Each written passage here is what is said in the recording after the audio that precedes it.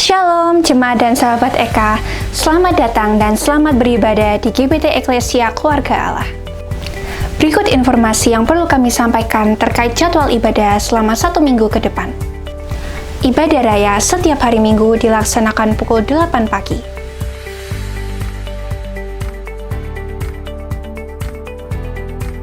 Ibadah sekolah Minggu dilaksanakan pukul 8.30 pagi.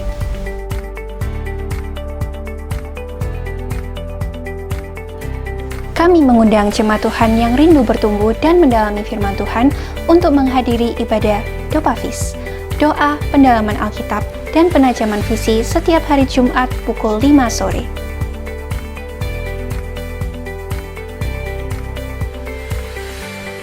Kami mohon bantuan jemaat untuk mendukung akun sosial media GBT Eka dengan cara subscribe dan like YouTube GBT Eklesia dan follow dan like Instagram @gbt.eka. Demi kenyamanan selama beribadah, dimohon kesediaan jemaat Eka yang membawa handphone untuk mematikan atau memposisikan handphone dalam mode silent. Sekian informasi yang dapat kami sampaikan. Terima kasih atas perhatiannya. Selamat beribadah. Tuhan Yesus memberkati. Shalom jemaat yang dikasihi Tuhan. Puji nama Tuhan. Kalau hari ini kita boleh bersama-sama kembali untuk memuji dan memuliakan nama Tuhan. Sambil mengajak kita semua, mari kita bersama meneduhkan hati kita. Kita mau datang ke hadirat Tuhan pada saat ini. Kita mau menyembah Tuhan. Haleluya Yesus. Terima kasih Tuhan.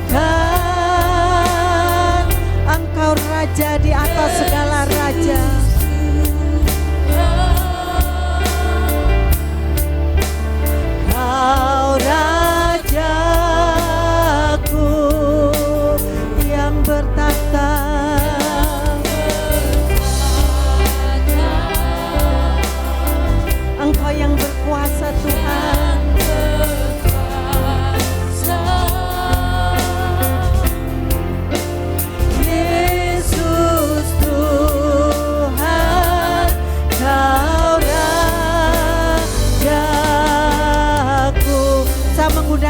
untuk berdiri bersama. Kita mau tinggikan nama Dia, karena hanya Dia yang layak kita sembah, hanya Dia yang layak kita tinggikan. Dimuliakan,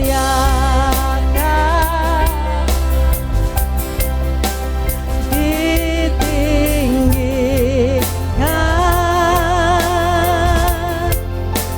Yesus Tuhan, Kau Rajaku yang bertata, yang bertata, yang berkuasa,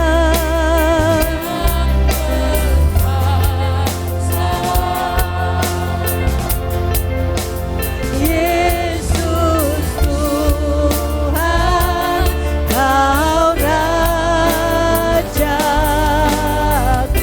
Mari bersama Tuhan, kita mau menyembah Dia. Tuhan, kami mau meninggikan nama-Mu Tuhan, karena hanya Engkau yang layak kami sembah Tuhan, karena hanya Engkau yang layak Tuhan. Kau Rajaku, Engkau yang bertahta, yang berkuasa,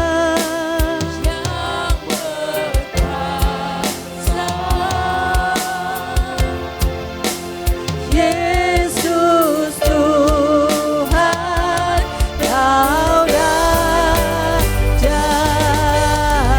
Mari bersama kita mau angkat tangan kita mau sembah Dia yang maha tinggi. Haleluya.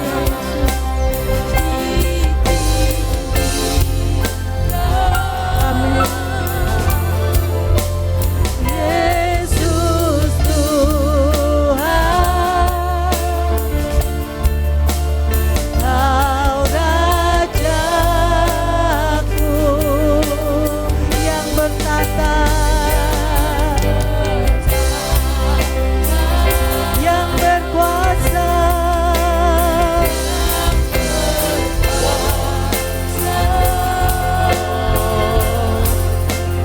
Yesus Tuhan, Kau Rajaku.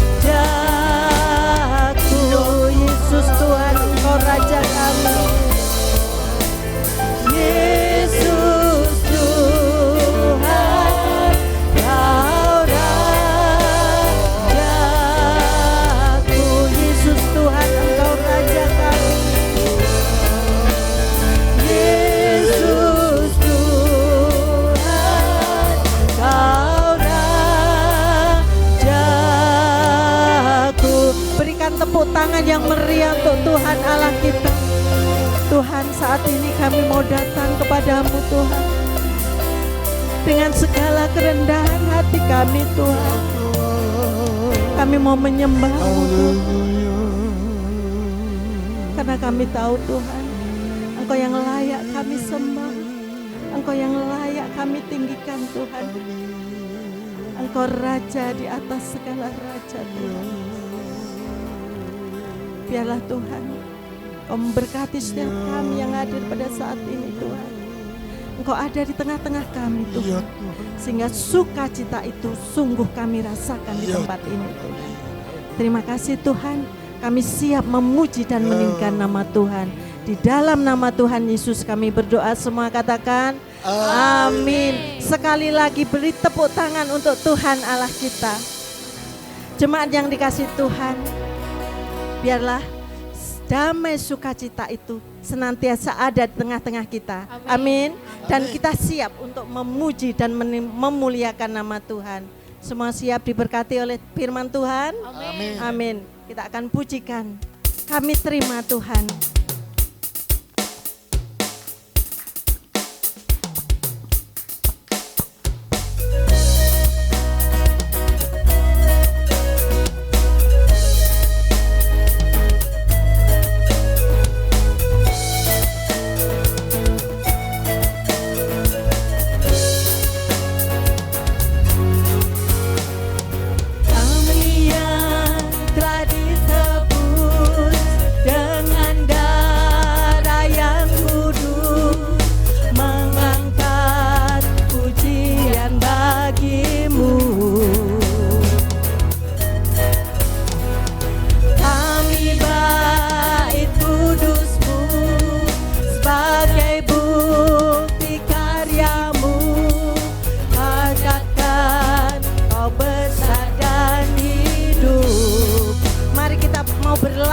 hadapan Tuhan, berlari sampai tujuan, mendapatkan mahkota kekal.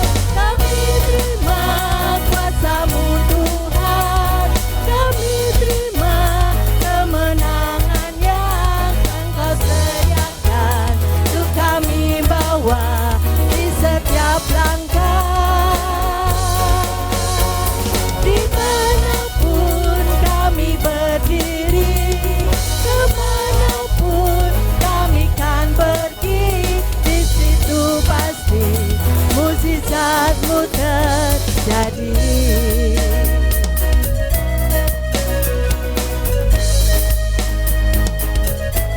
Kami mau menerima Tuhan, kasih anugerah-Mu di dalam kehidupan kami.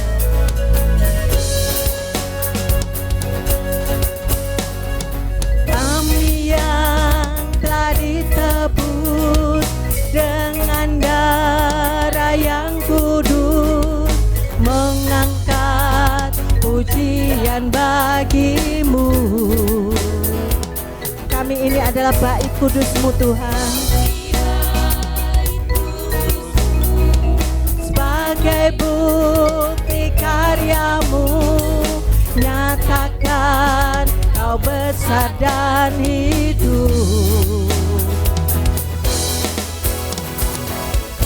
Berlari sampai tujuan, mendapatkan mahkota kekal. Kami tahu kuasa-Mu Tuhan, kami terima kemenangan yang Engkau sediakan untuk kami bawa di setiap langkah. Dimanapun kami berdiri, dimanapun kami kan pergi, di situ pasti mukjizat-Mu berjadi. Mari bersama-sama kita berlari, berlari sampai tujuan, mendapatkan mahkota kekal. Kami terima kuasa-Mu Tuhan, kami terima kemenangan yang Engkau sediakan untuk kami bawa di setiap langkah. Dimanapun kami berdiri, dimanapun kami kan pergi, di situ pasti mukjizat-Mu terjadi. Di situ pasti mukjizat-Mu terjadi. Di situ pasti mukjizat-Mu terjadi. Tepuk tangan yang meriah untuk Tuhan Allah kita. Masih semangat memuji Tuhan. Amin. Amin.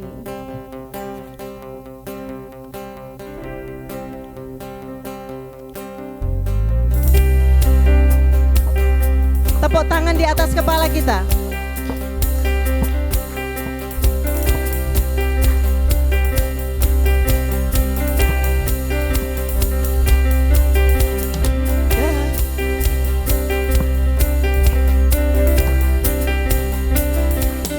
Oleh darah anak domba, oleh kesaksian kita, iblis dikalahkan, kuasanya dihancurkan oleh darah anak domba. Bersama kita akan pujikan lagu ini.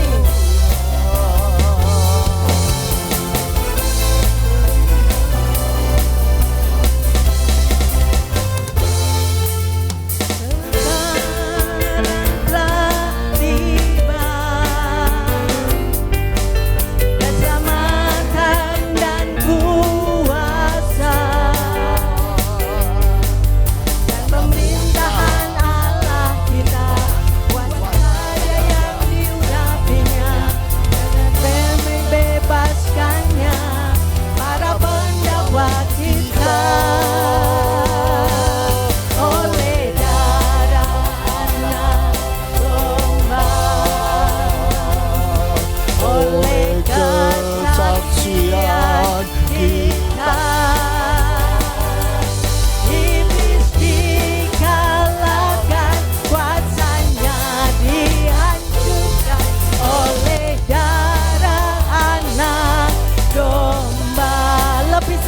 lagi katakan.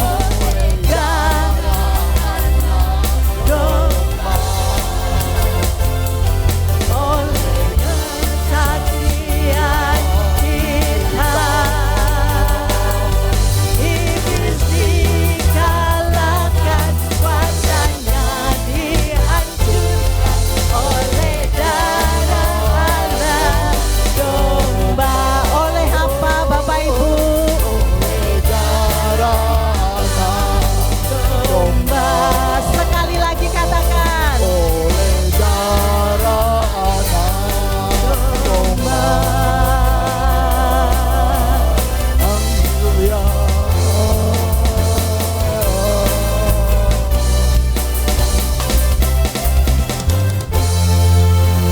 Tepuk tangan untuk Tuhan Allah kita. Silakan duduk Bapak Ibu. Bapak Ibu yang dikasihi Tuhan, di hadapan kita ada darah dan tubuh Kristus. Biarlah saat ini kami mau benar-benar Tuhan menyiapkan hati, pikiran kita untuk menyambut tubuh dan darah Kristus.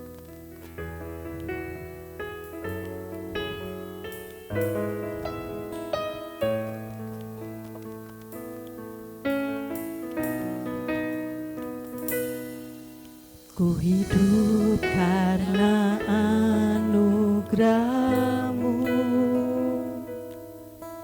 tiada satu pun dapat ku banggakan, semua karena cinta-Mu. Ini hidupku, pimpin jalanku, kasih-Mu yang mengubah setiap kami Tuhan.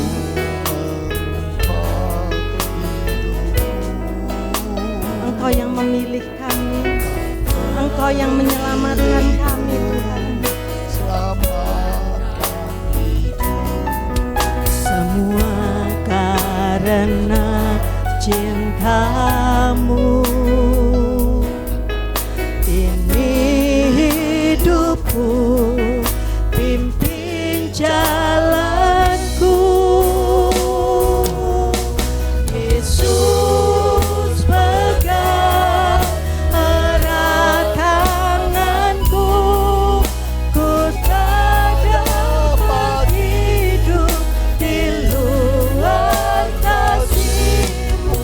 Bapa, jangan tinggalkan aku, Engkau alasan selama ku hidup. Mari Bapak Ibu kita pujikan lagu ini dengan lebih sungguh-sungguh lagi.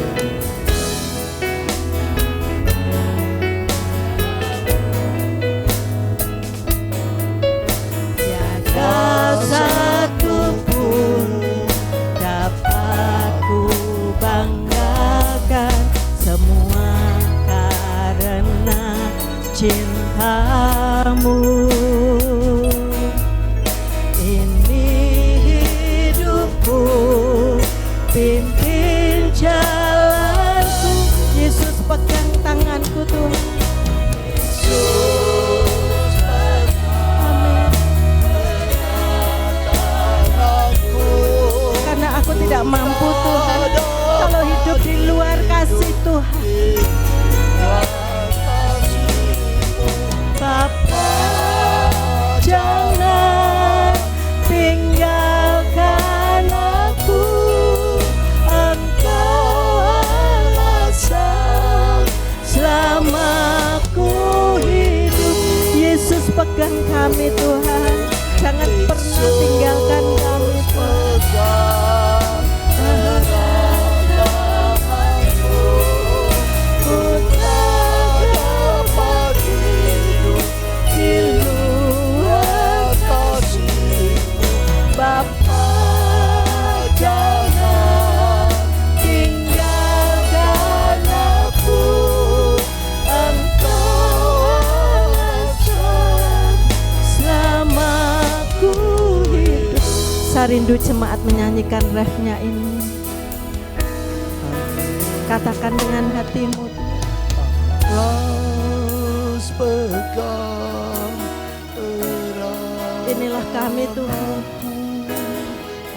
Kami hanya manusia biasa Tuhan. Tanpa Engkau kami bukanlah siapa-siapa Tuhan.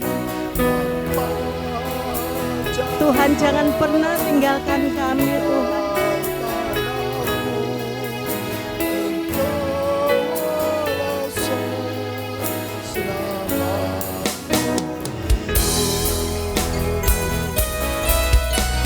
Yesus pegang erat tanganku, ku tak dapat hidup di luar kasih Bapa. Jangan tinggalkan aku, Engkau alasan. Saya mengajak Bapak Ibu untuk berdiri bersama. Mimbar saya serahkan kepada Ibu Kris.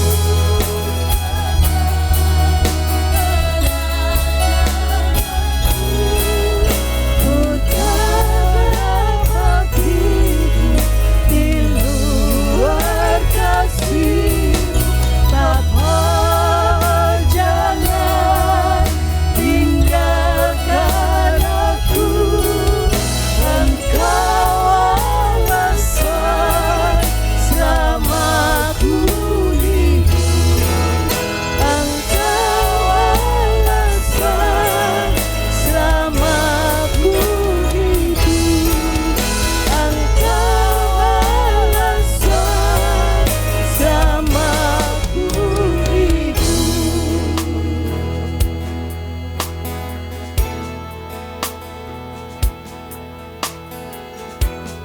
Benar Tuhan, inilah yang menjadi pengakuan kami.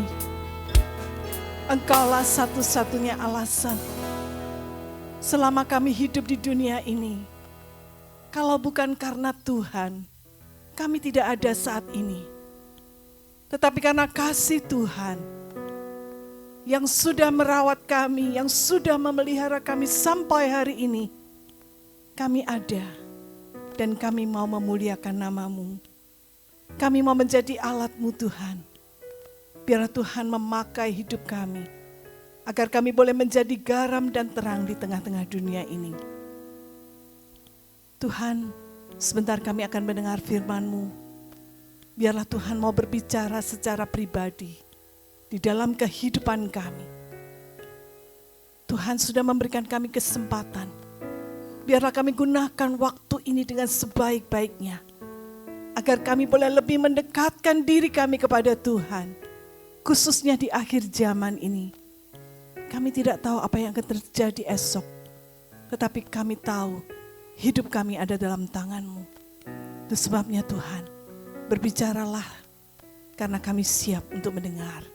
Pakai urapi hamba-Mu untuk bisa menjadi alat Tuhan. Menyampaikan isi hati Tuhan, sehingga kami boleh mengerti dan kami boleh melakukan sesuai dengan kehendak-Mu. Terima kasih Bapa, kami akan menyerahkan waktu kami ke dalam pimpinan Roh Kudus, di dalam satu nama, yaitu di dalam nama Tuhan Yesus Kristus. Dan setiap kita yang percaya katakan, amin. Silakan duduk saudara.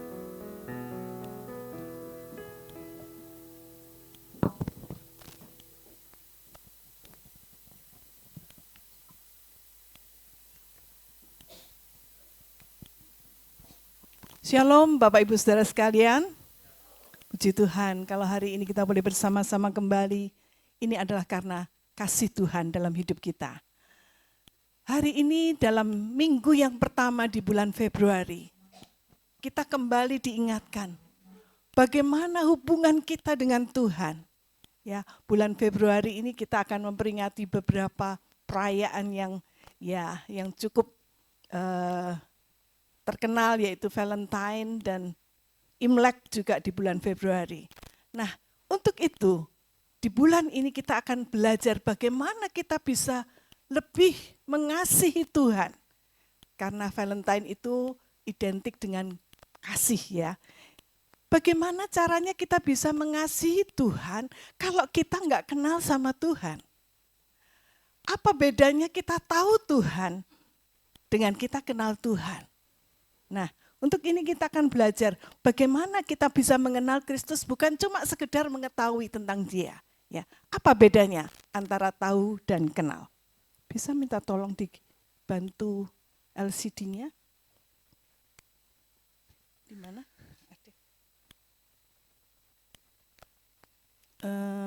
Pointernya ada? Ya. Bagaimana? Apa bedanya antara tahu vs kenal? Ya, tahu apa tahu? Tahu ya.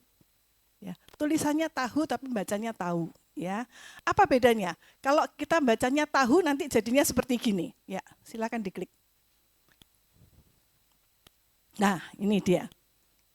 Apa bedanya? Ayo, coba bisa dibaca enggak itu tulisan yang di tengah itu? Ayo, coba dibaca satu-satu. Ayo sama-sama.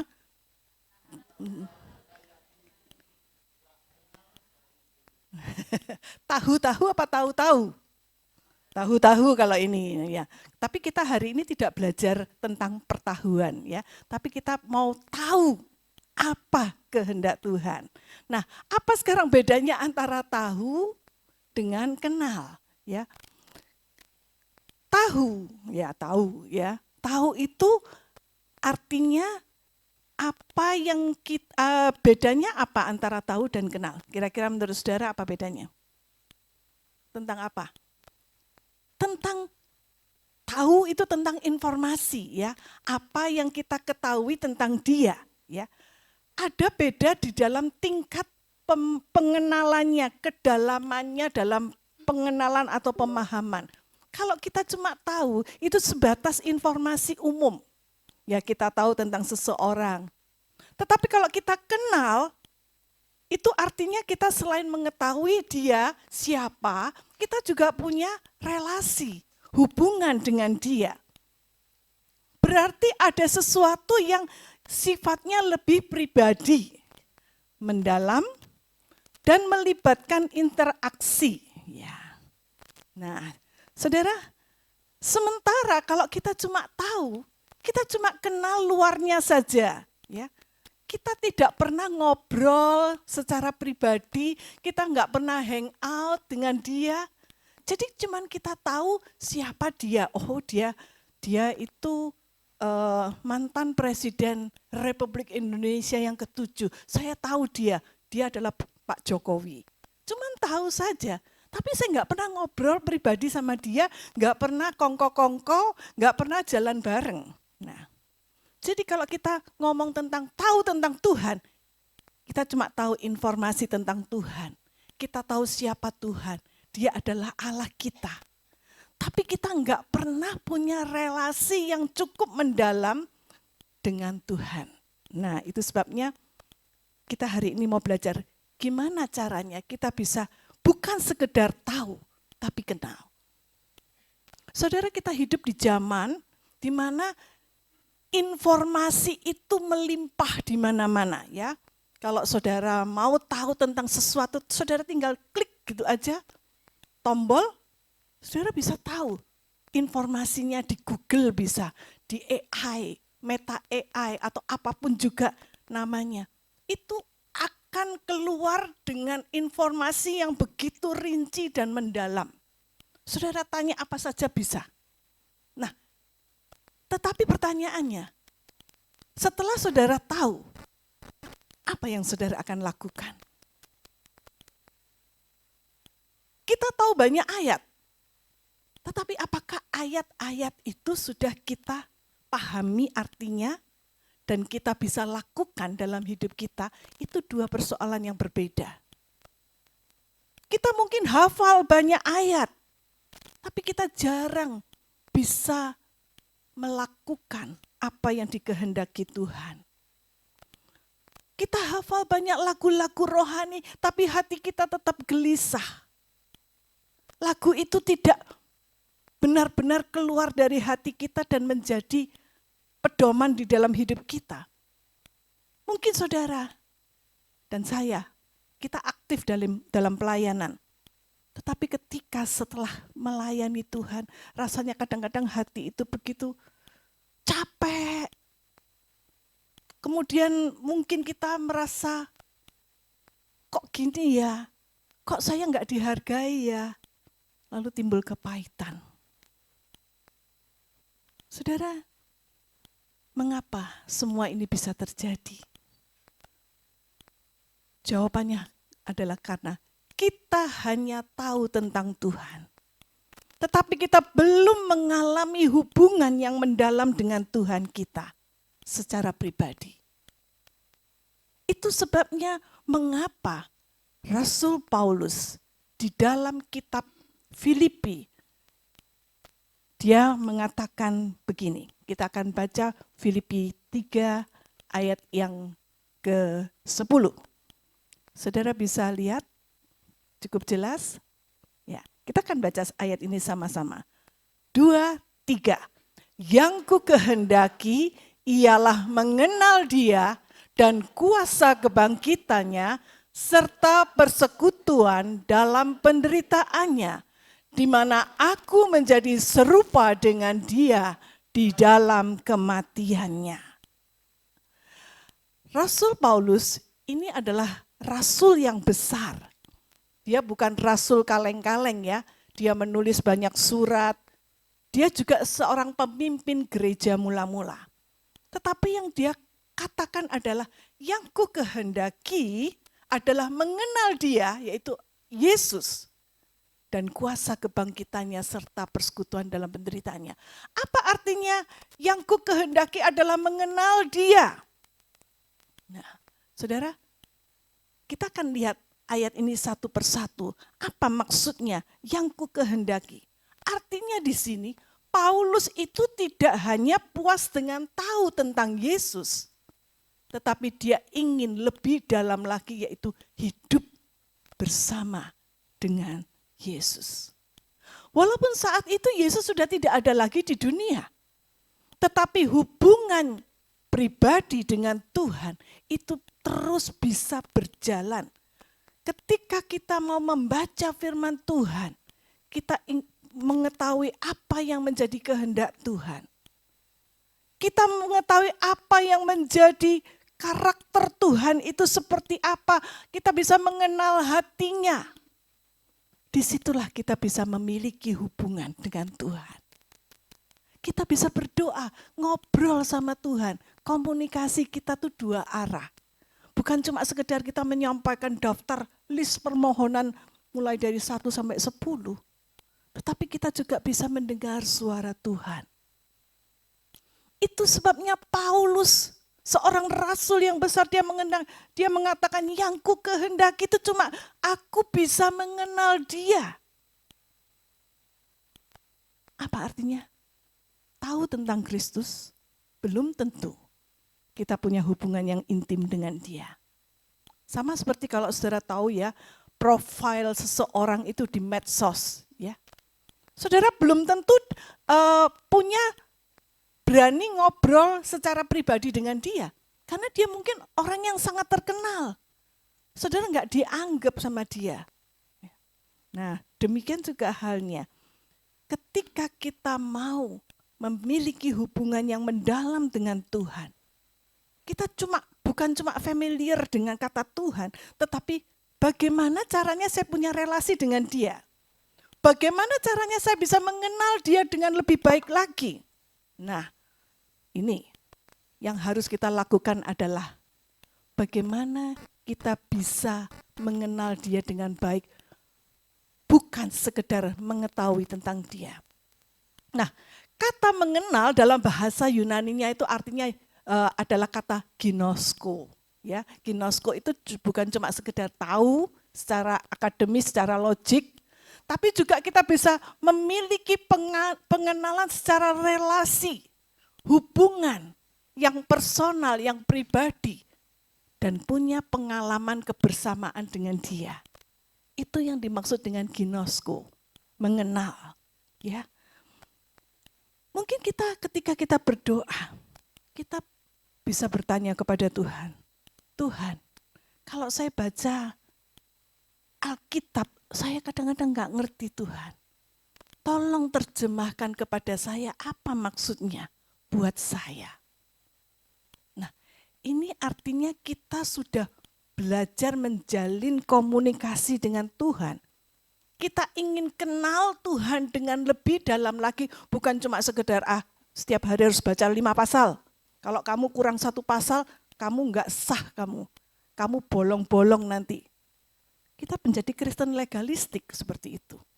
Tapi yang Tuhan kehendaki adalah ketika kita membaca, kita mengerti, dan kita melakukan, kita mentaati. Itu yang Tuhan inginkan. Bukan cuma sekedar saya harus bisa menghafal ayat yang banyak supaya saya kelihatan rohani. Bukan itu, saudara. Bangun relasi. Jadi yang pertama supaya kita bisa mengenal Tuhan adalah kita membangun relasi dengan Tuhan.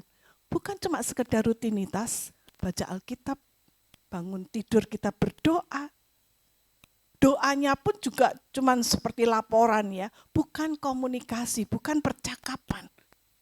Kalau kita berkomunikasi dengan seseorang itu akan melibatkan perasaan. Apakah doa kita melibatkan perasaan? Atau cuma sekedar sesuatu yang diulang-ulang? Sesuatu yang otomatis? Nah, kita harus belajar membangun relasi. Ya, membangun itu artinya mengupayakan ada satu usaha yang disertai dengan disiplin. Seperti kalau saudara mau belajar ya, atau saudara kuliah. Saudara mau nggak mau, saudara harus belajar agar bisa berprestasi. Kalau saudara nggak belajar, saudara nggak membangun kebiasaan untuk belajar secara disiplin, maka saudara tidak akan bisa mencapai goal yang diinginkan. Membangun relasi dengan Tuhan, sama. Kalau saudara bekerja saja, saudara bisa berupaya sungguh-sungguh supaya bisa dapat cuan yang banyak. Kenapa saudara tidak bisa membangun relasi dengan Tuhan dengan kesungguhan hati? Paulus, walaupun dia seorang rasul yang besar, dia pemimpin gereja, dia seorang yang menulis banyak surat di dalam Alkitab, tapi dia mengatakan yang ku kehendaki hanya satu, bisa mengenal dia, ginosko. Berikutnya, kalau kita lihat, selain mengenal Tuhan, apalagi yang dikehendaki dari Paulus? Dia mengatakan, yang ku kehendaki ialah mengenal dia dan kuasa kebangkitannya. Serta, apa saudara? Persekutuan dalam penderitaan. Nah ini sesuatu yang gak mudah saudara. Kadang-kadang kita berusaha memisahkan antara kuasa kebangkitan dengan persekutuan dalam penderitaan. Kita mau kuasanya tapi kita gak mau menderitanya. Tetapi Paulus di sini menyatukan keduanya. Yang ku kehendaki adalah mengenal dia. Kuasa kebangkitannya dan penderitaannya. Nah saudara, ini seringkali yang menjadi masalah. Kita mau kuasa Tuhan, tetapi kita tidak mau menderita. Kita mau kuasa kebangkitan Tuhan dinyatakan dalam hidup kita. Kuasa yang menghidupkan, kuasa yang membangkitkan kita dari masa lalu yang gelap. Ya, sudah melepaskan kita dari cengkeraman dosa, memberikan kita hidup yang baru. Kita mau itu. Kita mau hidup berkemenangan dari hari ke hari. Ya, seperti yang dikatakan dalam Roma 6 ayat 4 dikatakan, dengan demikian kita telah dikubur bersama-sama dengan Dia oleh baptisan dalam kematian, supaya sama seperti Kristus telah dibangkitkan dari antara orang mati oleh kemuliaan Bapa, demikian juga kita akan hidup dalam hidup yang baru. Ya, saudara, ini seolah-olah hanya suatu himbauan, ya. Tetapi kita itu tidak benar-benar mau mengalami kuasa kebangkitan yang disertai dengan persekutuan dalam penderitaan. Nah, apa yang dimaksud dengan persekutuan dalam penderitaan? Ini adalah satu kesediaan untuk tetap setia mengikut Kristus walaupun meskipun kondisi kita itu tidak baik-baik saja. Walaupun keadaan tidak nyaman, walaupun kita itu tidak populer lagi, walaupun kita itu disakiti, walaupun kita itu dikucilkan. Itulah yang dimaksud dengan penderitaan, persekutuan dalam penderitaan karena nama Tuhan. Kita dihina. Di Indonesia kita dianggap sebagai kaum minoritas yang kecil, bahkan ada yang lebih lagi double minoritas, triple minoritas. Ya, nggak punya fasilitas yang sama dengan yang lain-lain. Bagaimana? Apakah kita akan terus menjadi anak Tuhan? Apakah kita mau menderita demi nama Tuhan? Nah, ini seringkali yang menjadi masalah. Nah, lalu gimana caranya? Ya, pertanyaannya, gimana caranya saya bisa hidup dalam kuasa kebangkitan setiap hari? Caranya gampang, bangkit. Bangkit dari kegagalan. Bangkit dari luka-luka. Bangkit dari dosa yang selalu mengikat kita. Masa lalu yang seringkali menyakitkan kalau kita ingat lagi ke belakang, noleh lagi. Aduh, sakitnya tuh masih di sini. Ada kepahitan. Bangkit. Tinggalkan semua itu. Dan mulailah hidup yang baru. Ya, tidak menyerah pada keadaan, ya, karena kita itu sudah diberikan oleh Tuhan hidup yang baru. Ketika kita percaya kepada Tuhan, Tuhan itu sudah sediakan hidup yang baru. Tinggal masalahnya kita mau pakai enggak? Atau kita mau pakai hidup yang lama, tapi kita mau ngaku menjadi anak Tuhan. Itu enggak bisa, saudara. Itu sebabnya kuasa kebangkitan yang memberikan kita kemenangan itu harus disertai dengan rela menderita demi nama Tuhan. Terus pertanyaannya, kalau kita mau bangkit, kita tidak menyerah. Tapi gimana caranya saya bisa tetap setia dalam persekutuan dengan penderitaan Kristus, itu loh yang berat. Bagaimana saya bisa tetap setia di tengah-tengah penderitaan karena iman saya kepada Tuhan. Itu yang gak gampang. Meski kita itu gak bisa dapat cuan yang banyak atau mungkin merugi, bisakah kita tetap menjaga integritas kita, menjaga nama baik kejujuran kita di hadapan Tuhan? Gak gampang, saudara. Sering kali ini yang menjadi pergumulan orang-orang Kristen. Bagaimana kita bisa tetap mengasihi orang yang sudah menyakiti hati kita? Gak gampang. Seumur hidup aku gak akan lupa. Itu sering kali yang tercetus. Bagaimana kita bisa tetap melayani Tuhan walaupun mungkin gak dihargai. Dipandang remeh sebelah mata. Ingat, saudara, penderitaan karena nama Tuhan itu tidak akan sia-sia. Itu adalah sebuah karunia, sebuah anugerah. Gak percaya, saudara? Kita baca Filipi 1 ayat 29. Filipi 1 ayat 29. Filipi 1 ayat 29 mengatakan, sebab kepada kamu dikaruniakan, ingat, dikaruniakan, dianugerahkan. Apa? Bukan saja untuk percaya kepada Kristus, melainkan juga untuk menderita bagi Dia. Menderita bagi Dia. Ya, ini saya sudah Ya. Oke. Jadi kita itu dikaruniakan bukan saja untuk percaya kepada Tuhan, tapi juga untuk menderita. Ini karunia, saudara. Dianugerahkan. Ya. Jadi kita harus belajar melihat penderitaan itu dari sudut pandang yang berbeda. Bukan lagi penderitaan itu sebagai satu hukuman. Biasanya orang kan gitu ya. Wah, dia tuh loh, lihat. Dia sekarang jatuh miskin kan, dosanya tuh banyak. Nah, seringkali kita menganggap penderitaan itu sama sebagai hukuman. Ya kalau memang dia salah, yang itu pantas, itu hukum sebab akibat. Tetapi kalau kita menderita demi nama Tuhan, karena Tuhan, karena kita menjadi anak Tuhan, itu adalah sebuah anugerah. Ya. Karena penderitaan itu merupakan suatu proses pembentukan. Pembentukan apa? Pembentukan iman. Iman saudara diperkuat. Pembentukan apa lagi? Karakter saudara diubahkan. Rohani saudara didewasakan melalui penderitaan karena nama Tuhan. Kalau kita tidak mau melewati prosesnya, kita tidak akan pernah sampai pada hasil akhir. Hasil akhirnya apa? Nah, kita baca berikutnya. Hasil akhirnya adalah apa?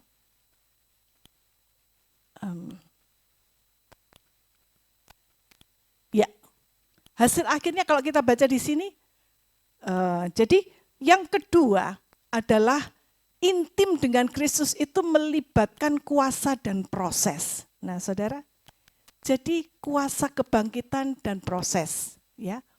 Kuasa dan persekutuan di dalam penderitaan itu adalah sebagai proses.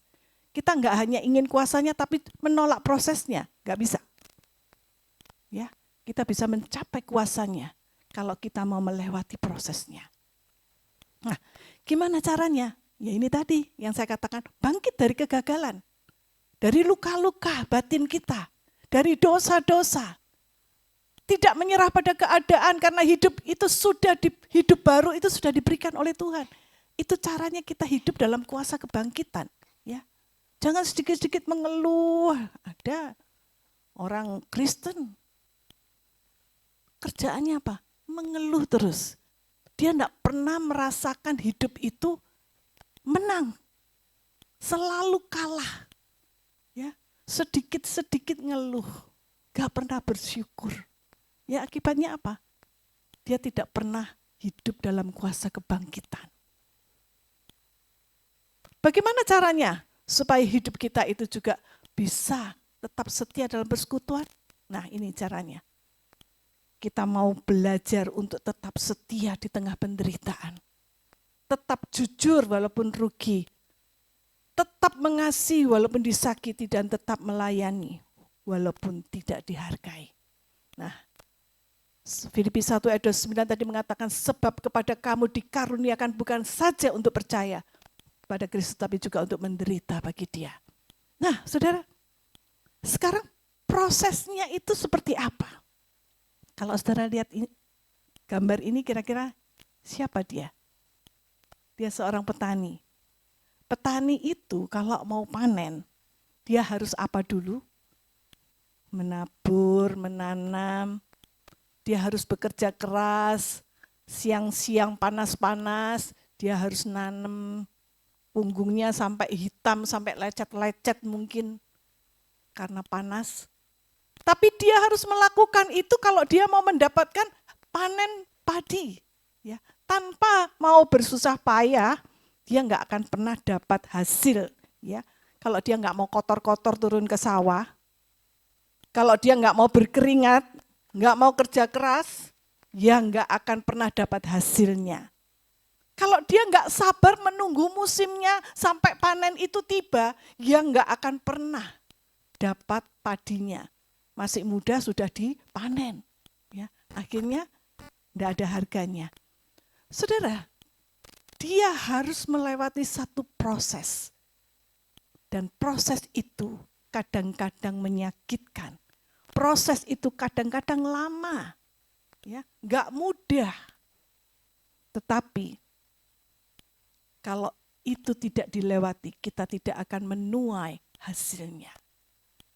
Nah, saudara, keintiman dengan Tuhan itu juga tumbuh dalam proses, bukan instan, saudara. Diperlukan satu upaya yang kadang-kadang menyakitkan, kadang-kadang melelahkan, kadang-kadang makan hati. Tetapi itu bisa dilakukan kalau kita menghendaki keintiman dengan Tuhan. Jadi keintiman dengan Tuhan itu melalui sebuah proses. Ya, gak bisa muncul tiba-tiba, ujuk-ujuk begitu ya. Dan yang berikutnya, keintiman dengan Tuhan itu juga bisa mengubah cara hidup kita. Nah, ini hasilnya. Yuk kita baca bersama sekali lagi, 2, 3.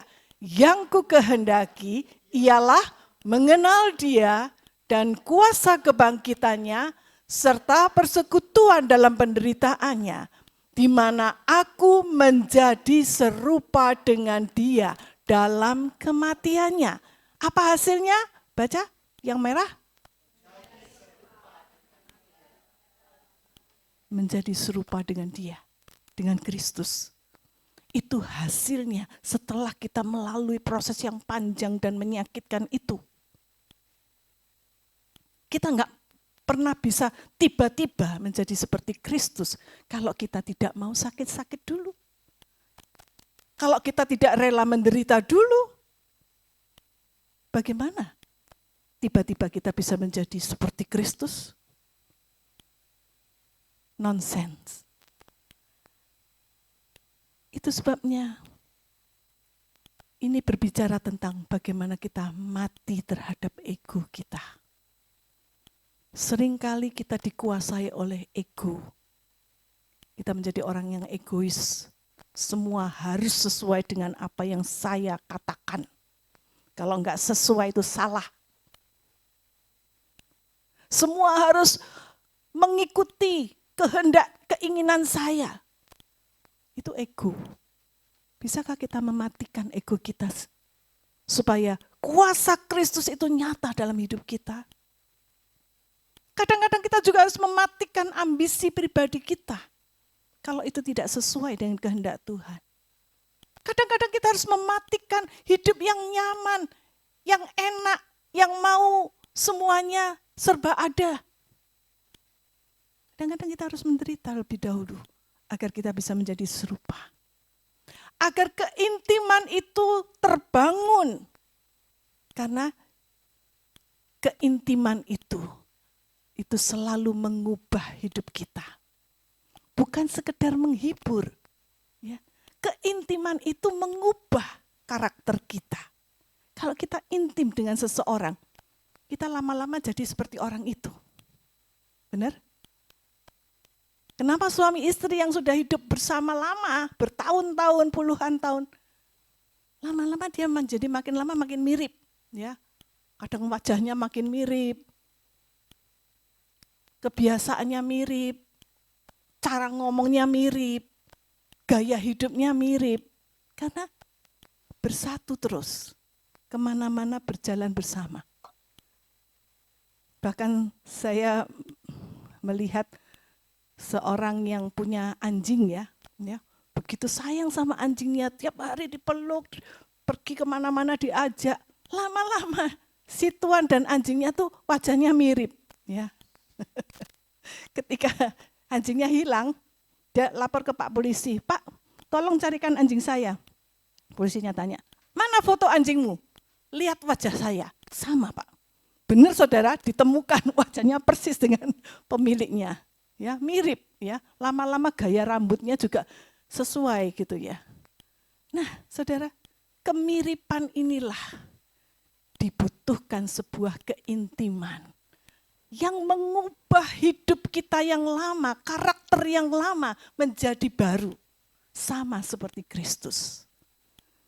Ya, bisakah kita tetap jujur di tengah-tengah lingkungan yang korup? Meskipun yang lain itu cara kerjanya tuh curang. Di kantor tuh kita satu-satunya yang Kristen.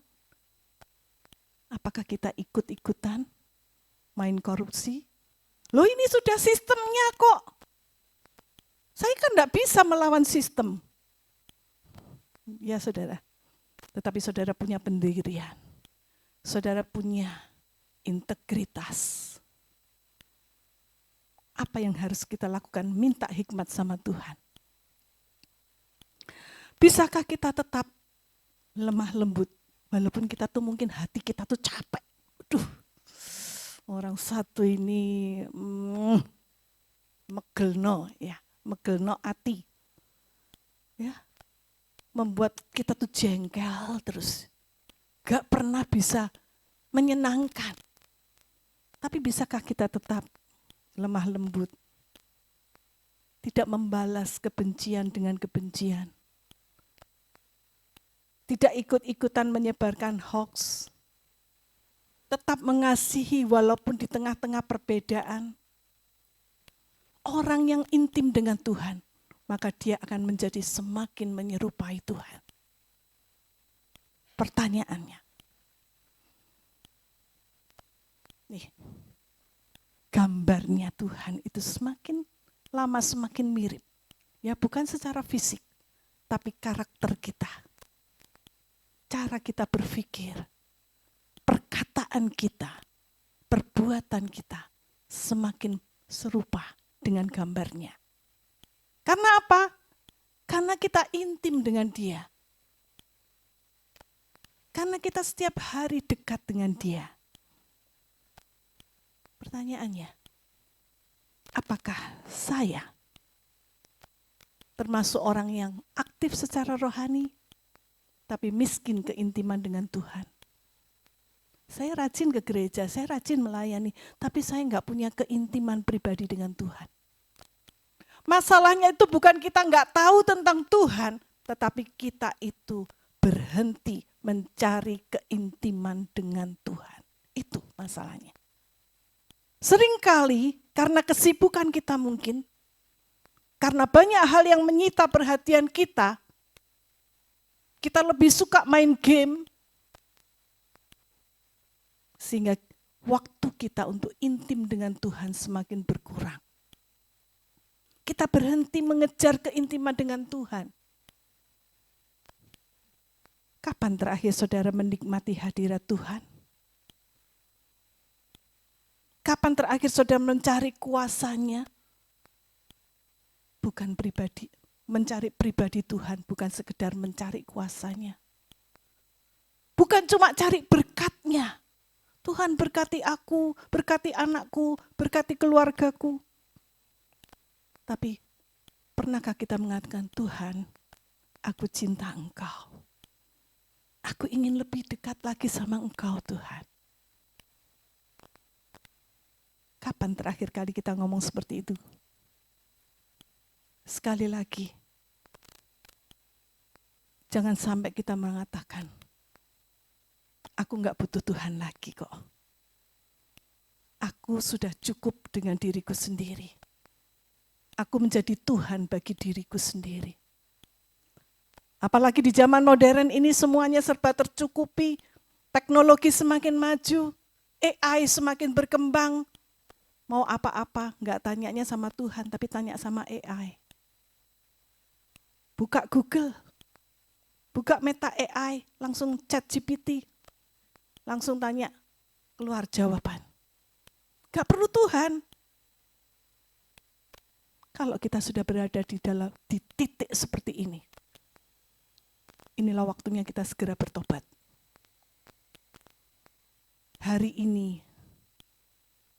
Hari-hari ini adalah kita sudah berada di satu zaman, di mana ini adalah zaman akhir. Di akhir zaman. Saudara, ada banyak hal. Ya, beberapa waktu yang lalu saya nonton sebuah video di YouTube, tapi saya cari lagi videonya sudah nggak ketemu. Entah sudah di take down atau apa. Jadi dalam video itu dikatakan di bulan Februari, mulai minggu pertama akan terjadi seperti ini. Minggu kedua akan terjadi seperti ini. Dan itu Kristen, saudara. Seorang hamba Tuhan yang mengatakan, akan terjadi banyak kejatuhan hamba-hamba Tuhan. Akan terjadi pemisahan besar-besaran antara orang Kristen yang sungguh-sungguh dengan orang Kristen nominal. Orang Kristen yang cuma ngaku-ngaku Kristen, tapi hatinya tidak sungguh-sungguh terpaut sama Tuhan. Tidak punya keintiman, hubungan pribadi dengan Tuhan, akan terjadi pemisahan. Saudara, hati-hati. Itu sebabnya saya melalui mimbar ini Saya sungguh-sungguh rindu saudara dan saya, jangan sampai ada yang ketinggalan ketika Tuhan datang. Kita semua akan diangkat naik bersama-sama dengan Tuhan. Ya, itu sebabnya selama masih ada kesempatan, gunakan waktu ini dengan sungguh-sungguh. Hari ini kita diundang melalui perjamuan kudus. Perjamuan kudus ini adalah undangan kepada keintiman dengan Tuhan. Perjamuan kudus bukan sekedar rutinitas gereja, bukan cuma sekedar liturgi yang diulang-ulang, tetapi perjamuan kudus ini adalah satu momen relasi hubungan kita dengan Tuhan. Ketika kita mengambil roti, roti itu berkata, tubuhku dipecahkan agar engkau menjadi dekat dengan aku, agar engkau menjadi bersatu dengan aku. Ketika kita mengambil cawan anggur, cawan itu berkata, darahku dicurahkan supaya hubungan kita dipulihkan. Ketika saudara mengambil roti dan anggur nanti, ingat, Tuhan rindu agar relasi kita dipulihkan. Itu sebabnya hormati pengorbanan Kristus. Kita bukan hanya tahu tentang salib, tetapi kita diundang untuk tinggal di dalam kasih salib itu. Bukan cuma sekedar tahu tentang pengorbanan Kristus, itu kasihan ya, tuh lihat tuh darahnya tercurah di atas kayu salib, itu meleleh dari kepalanya karena ada mahkota duri, kasihan ya. Bukan cuma itu saudara. Tapi bagaimana kita bisa menghayati penderitaan Kristus itu dan bersekutu di dalam penderitaannya. Ketika kita harus menghadapi pilihan, maukah kita mau menderita bersama dengan Dia? Kita diundang untuk hidup seperti pasangan suami istri. Mungkin mereka bisa tinggal serumah, tapi kalau jarang bicara, apa artinya? Kalau jarang sharing, berbagi hati, juga enggak ada artinya. Perjamuan kudus saat ini adalah mengatakan, ayo mari kita duduk bersama. Engkau bukan hanya melayani aku, tapi engkau bersama dengan aku. Sekali lagi, apa hasil dari orang yang punya hubungan intim dengan Tuhan? Dia akan kuat. Dia tidak mudah goyah saat badai kehidupan itu datang melanda hidupnya. Dia akan terus berkata, aku akan tetap setia kepadamu Tuhan, apapun yang terjadi. Aku akan tetap mencintai engkau, apapun yang terjadi. Maukah kita mengatakan hal yang sama? Mari sama-sama kita akan menyanyikan sebuah lagu. Ku tetap cinta. Ku tetap cinta Tuhan. Walaupun badai itu datang menerpa hidupku, aku akan tetap setia. Ini bukan hanya kata-kata yang keluar, yang kita nyanyikan dengan suara yang merdu, tetapi biarlah ini menjadi satu pengakuan iman kita di hadapan Tuhan. Aku mau tetap cinta Tuhan. Aku akan tetap setia kepadamu, walaupun badai datang menerpa hidupku.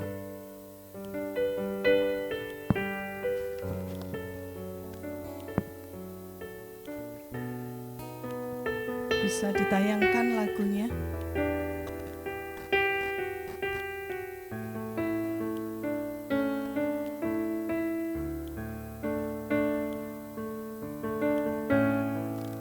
Ku tetap cinta, ku tetap cinta, walau badai datang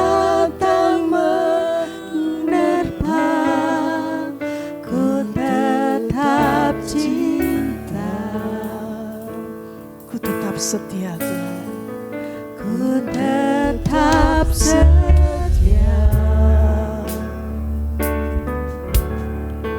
Ku tetap setia. Walau topan datang menerpa, ku tetap setia. Terlalu banyak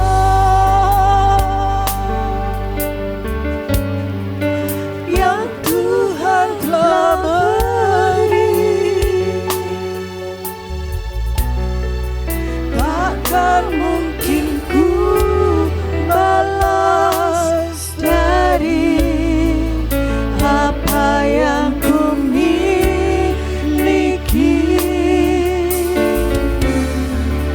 Ku persembahkan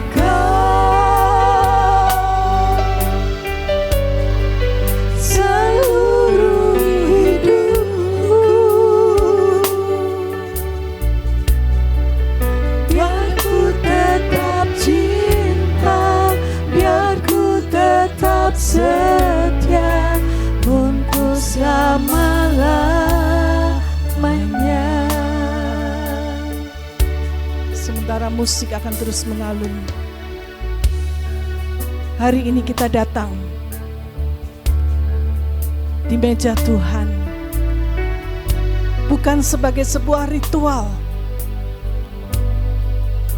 tetapi kita mau mengingat karya salib Tuhan, Sang Juru Selamat yang sudah mengorbankan nyawanya bagi kita. Firman Tuhan mengatakan, perbuatlah ini, perjamuan kudus ini, menjadi peringatan akan aku.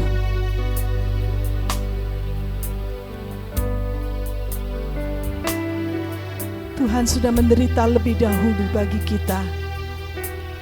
Relakah kita juga menderita bagi Dia? Jangan sampai kita menukar Tuhan dengan hal-hal yang fana di dunia ini. Karena ada kehidupan kekal yang menunggu kita sebagai hasil pilihan kita di dunia ini.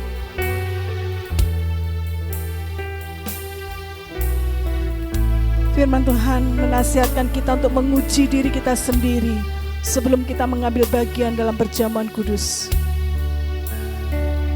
Mari kita merendahkan hati, mengakui dosa-dosa kita dan berdamai dengan Tuhan.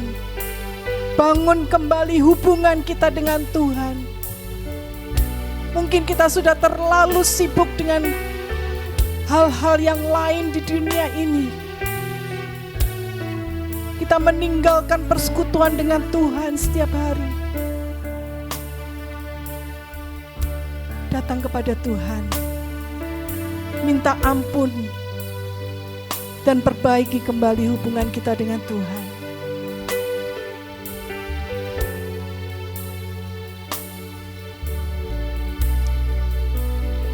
Mari kita nyanyikan lagu ini sekali lagi. Sementara petugas akan mengedarkan perjamuan kudus bagi kita semuanya. Ku tetap cinta. Ku tetap cinta. Ku tetap cinta. Walau badai datang menerpa, ku tetap cinta, ku tetap setia padamu Tuhan. Ku tetap setia,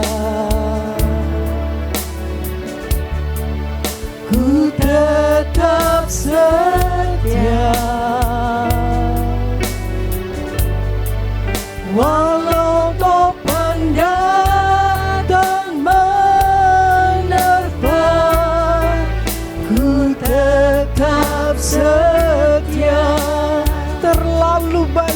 Engkau lakukan terlalu banyak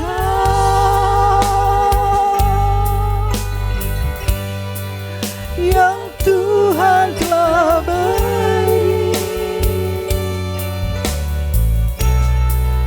takkan mungkin ku balas dari apa yang ku miliki.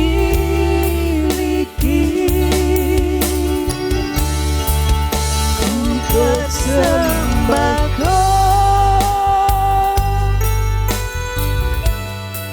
seluruh hidupku, biar ku tetap cinta, biar ku tetap setia untuk selama-lamanya. Saudara yang sudah percaya kepada Tuhan Yesus Kristus dan mengakui Dia sebagai juru selamat, saudara boleh mengambil bagian di dalam perjamuan kudus ini. Karena ini adalah undangan bagi semua orang yang percaya.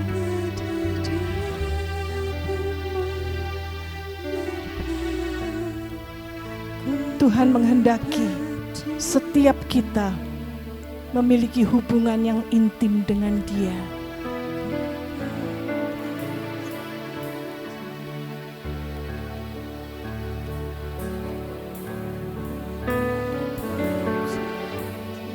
Kalau saudara sudah mendapatkan, saya mengundang saudara untuk bangkit berdiri.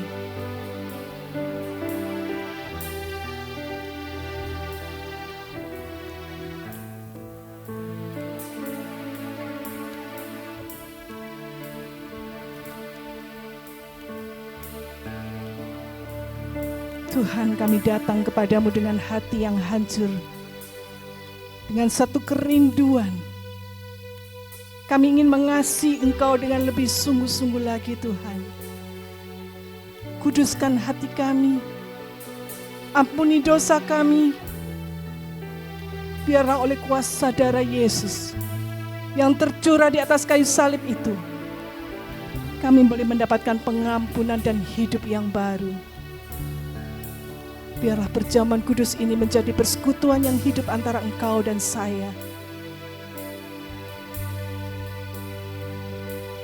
Firman Tuhan mengatakan, sebab yang saya ajarkan kepadamu, itu saya terima dari Tuhan sendiri. Bahwa pada malam ketika Yesus Tuhan kita dikhianati, Dia mengambil roti, dan setelah Dia mengucap terima kasih kepada Allah atas roti itu, Ia membelah-belah roti itu dengan tangannya lalu berkata, inilah tubuhku yang diserahkan untuk kalian.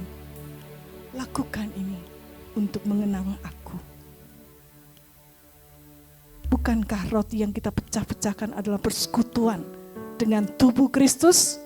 Amin. Mari kita makan bersama dengan ucapan syukur.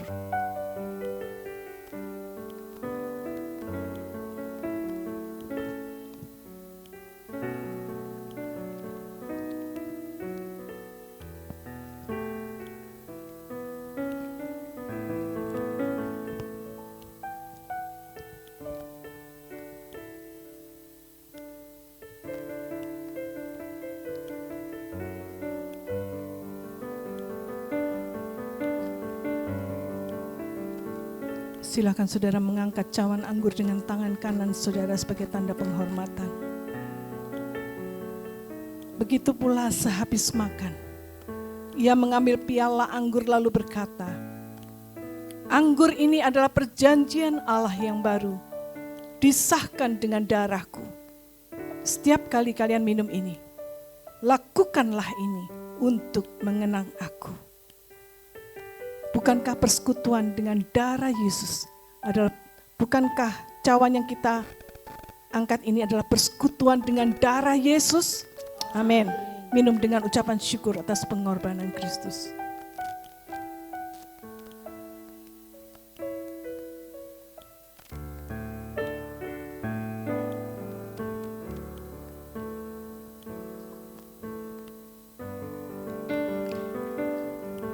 Silakan saudara mengangkat tangan saudara tinggi-tinggi sebagai ucapan syukur saudara kepada Tuhan.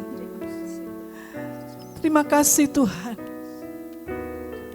Engkau sudah mengorbankan tubuhmu dan darahmu untuk menebus dosa kami.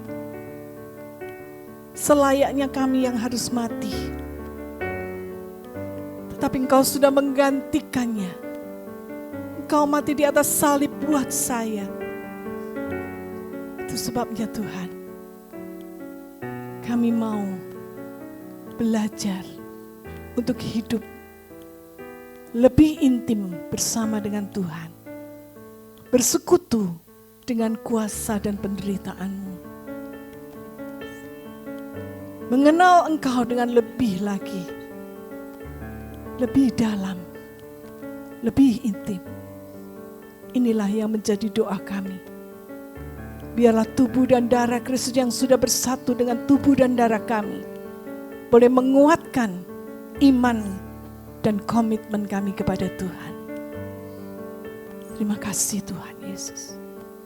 Di dalam nama Tuhan Yesus Kristus, setiap kita yang percaya katakan amin. Silakan duduk saudara.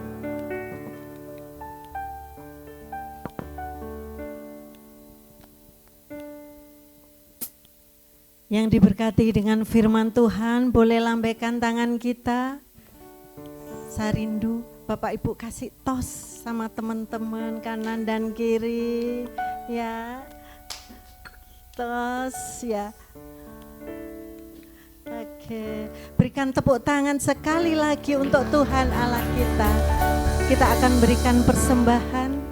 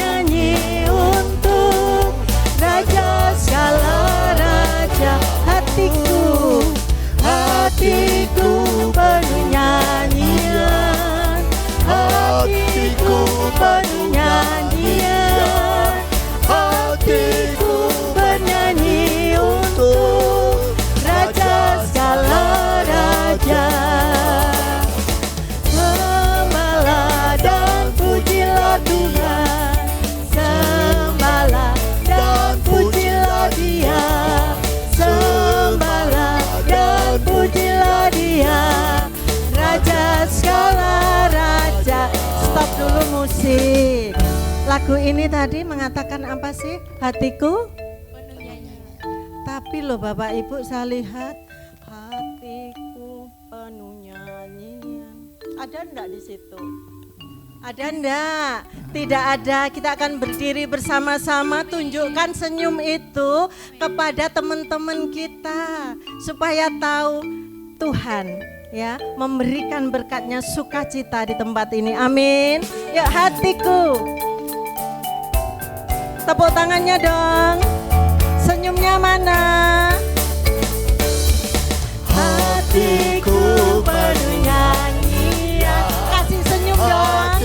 Lihat temennya dong. Senyum dong. Hatiku bernyanyi untuk Raja segala raja. Lebih semangat lagi. Hatiku penuh nyanyian. Hatiku penuh nyanyian. Hatiku bernyanyi untuk Raja segala raja. Angkat tangan kita. Sembahlah dan pujilah Dia. Sembahlah dan pujilah Dia. Sembahlah dan pujilah Dia. Raja segala raja, sembah Dia. Sembahlah dan pujilah Dia. Sembahlah dan pujilah Dia. Sembahlah dan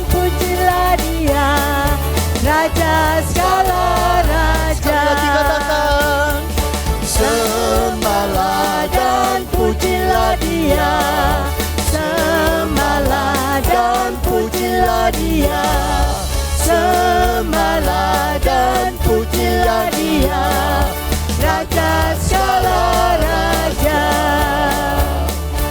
Raja segala raja, Raja segala raja. Inilah hati kami Bapa. Inilah kehidupan kami yang datang kepadamu. Kami Tuhan meninggikan Engkau. Engkau begitu luar biasa bagi hidup ini. Terima kasih Bapa. Kalau hari ini kami boleh memasuki minggu yang pertama dalam bulan Februari. Terima kasih Bapa, Engkau begitu baik. Engkau mengingatkan dari waktu ke waktu untuk kami terus melihat. Dan saat ini Tuhan Kau menghendaki agar kami boleh mengenal Engkau lebih dalam. Kami boleh benar-benar intim dengan Tuhan. Itu sebabnya kembali kami mau menyerahkan hidup kami ke dalam tangan-Mu. Terimalah persembahan kami. Oh Tuhan, biar ini menjadi satu bau dupa yang harum di hadapan-Mu. Boleh menyenangkan Tuhan dan membuat Tuhan, oh, kerajaan-Mu boleh dibesarkan. Terima kasih Bapa, terima kasih. Kami mau menyerahkan sepenuh dalam tangan-Mu. Biarlah Tuhan anugerah dan berkat Tuhan yang sudah Engkau berikan pada kami menjadi pedoman dalam hidup kami, dan juga akan menjadi berkat bagi saudara kami yang mengikutinya secara online. Kami serahkan mereka semua juga dalam tangan-Mu. Untuk anak-anak-Mu Tuhan yang saat ini sedang bergumul dengan macam-macam pergumulannya, saat ini Tuhan kami datang, kami mau menyerahkan sepenuh dalam tangan-Mu. Biarlah Tuhan kami makin peka sehingga kami mengerti apa yang harus kami lakukan. Kami makin intim dengan Tuhan sehingga kami tahu apa yang harus kami kerjakan, dan kami tahu tuntunan-Mu, pimpinan-Mu adalah yang terindah bagi hidup kami. Terima kasih Bapa, terima kasih. Sehingga sebentar kalau kami pulang ke rumah kami masing-masing, kami boleh membawa berkat Tuhan. Kami boleh Tuhan diingatkan dan membawa komitmen kami untuk terus berjalan bersama dengan Tuhan. Terima kasih Bapa, terima kasih. Kami serahkan sepenuh dalam tangan-Mu, dan biarlah kehendak-Mu yang jadi. Kami serahkan sepenuhnya. Bapak, saudaraku sekalian, marilah kita mengangkat hati kita kepada Dia dan tangan kita untuk menerima berkat Allah. Kasih karunia daripada Allah Bapa, kecintaan daripada Tuhan Yesus, dan penyertaan Roh Kudus menyertai kehidupanmu, memberikan kekuatan dalam hidupmu, memberikan jalan keluar atas masalahmu, memberkati dalam sekolahmu, memberkati dalam pekerjaanmu, dalam daganganmu, dalam rumah tanggamu, bahkan dalam kehidupanmu pribadi. Terimalah berkat Allah di dalam nama Tuhan Yesus Kristus, dan semua yang diberkati Tuhan katakan amin. Kasih karunia dari Allah, kasih karunia dan damai sejahtera dari Allah Bapa, memberkati menyertai dengan kuasa-Nya selamanya. Kasih karunia-Mu Tuhan, kasih karunia dan damai sejahtera dari Allah Bapa, memberkati menyertai dengan kuasa-Nya selamanya. Tuhan selamanya, ya selama-lamanya, selamanya.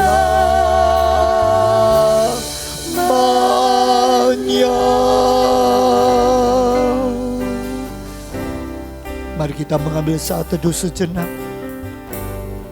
merenungkan kebenaran firman Tuhan. dan menjadikannya pedoman dalam hidup kita.